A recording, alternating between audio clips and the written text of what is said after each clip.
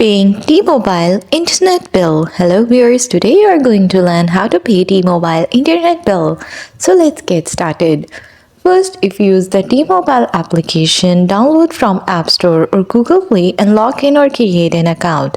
Then in the application, go to Manage section and here select Make a Payment option.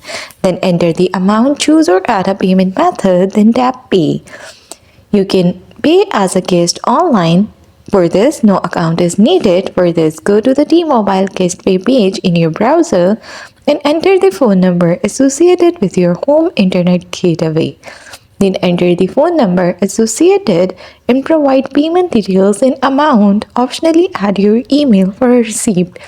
Accept the terms and submit to complete payment and you are all done. There is an option for phone call. For this, call T-Mobile's both number and follow prompts to pay. For bank bill pay, add T-Mobile as a pay via your bank's bill pay service and submit payment.